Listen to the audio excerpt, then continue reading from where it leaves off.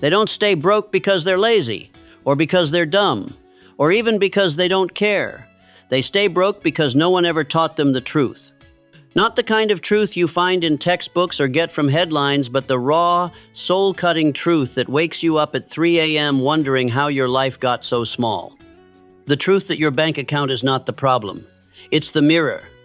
Most people stay broke because they learn to think broke, to expect little, to aim low, to seek comfort instead of freedom.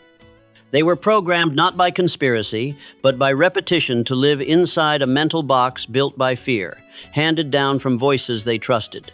Parents who meant well but were scared. Teachers who followed the rules but never wrote their own. Friends who laughed when they tried. And a world that worships security while quietly burying potential. You want to know why most people never get rich? It's not because the system is unfair. It's because they're too afraid to break the system inside their own heads. Because wealth, real, lasting wealth, is not earned with your hands before it's won in your mind. The poor man waits to believe until he sees results. The rich man believes so fully, so fiercely, that results are forced to follow. This is not about money, it's about mindset.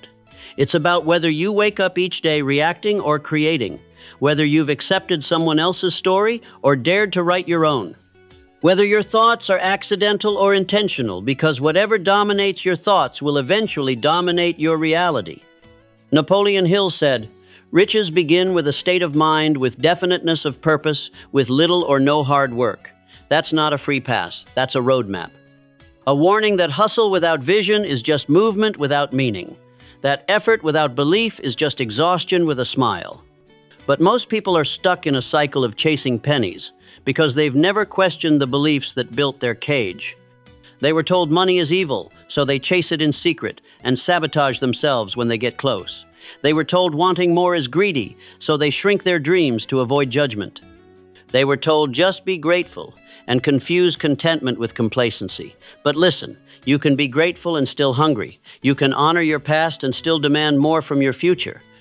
You can love your people and still outgrow their patterns. Because the truth is, staying broke is not just about income, it's about identity. Who do you believe you are? What do you believe you're worth?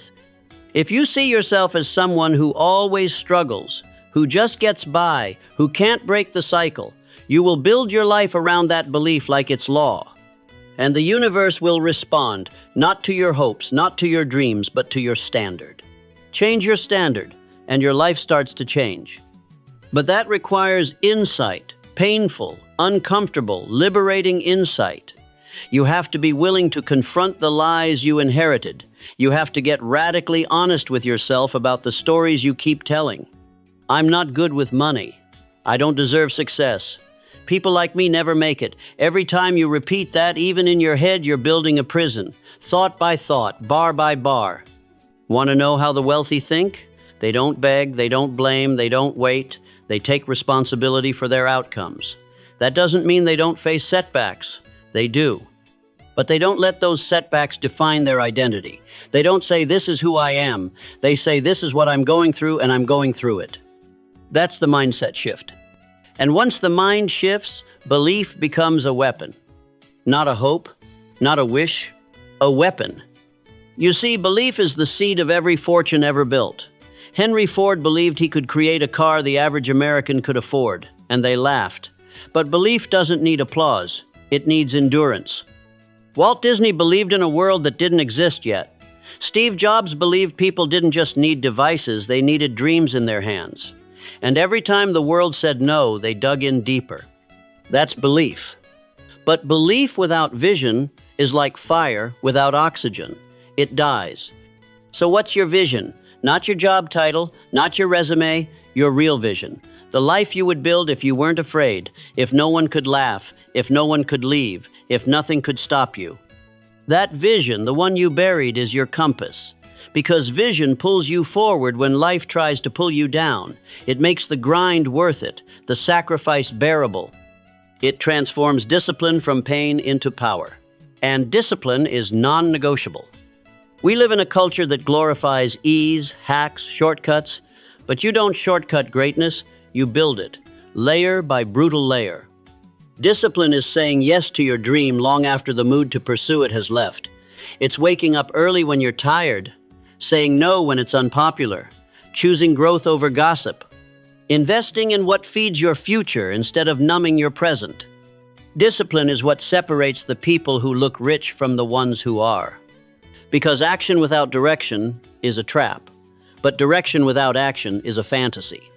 That's where most people live, in a fantasy, talking about what they'll do.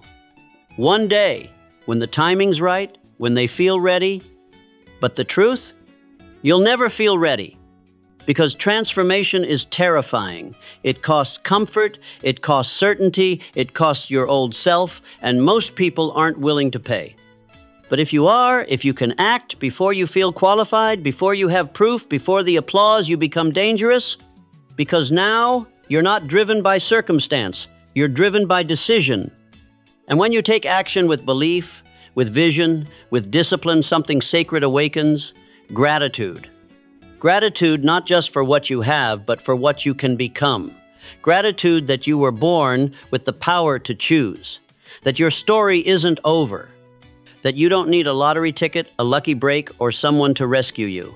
You are the rescue. But the game will test you.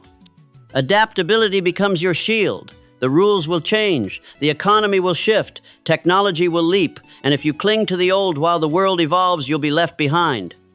But if you stay flexible, if you pivot with courage instead of panic, you thrive. Adaptability isn't weakness. It's the secret strength of the elite. The ability to bend without breaking, to learn without ego, to rebuild without complaint. Because the game doesn't care how it used to be. It only rewards those willing to evolve. And that evolution requires resilience. Deep, defiant, soul-level resilience. You will fail. You will be rejected. You will be misunderstood. But resilience is not about bouncing back. It's about bouncing forward, using every blow as fuel, every loss as leverage, every fall as a foundation.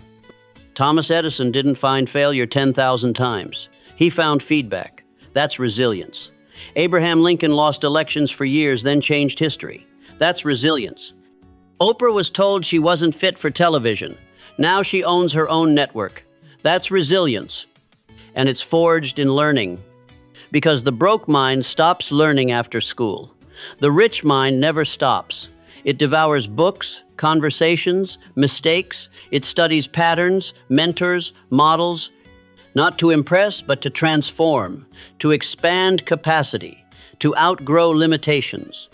You want to rise? Read, learn, fail faster, ask better questions, upgrade your circle, drop your pride, invest in mastery, because life pays what you demand, not what you deserve.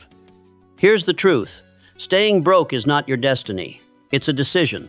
A slow, daily decision to stay safe, stay small, stay the same, but you don't have to. You can decide now to believe bigger, to see further, to want unapologetically, to build a mind the world can't manipulate, a life your children will thank you for, a legacy your future self will be proud of. Not because it's easy, but because it's yours. Decide now. Burn the old story. Rise.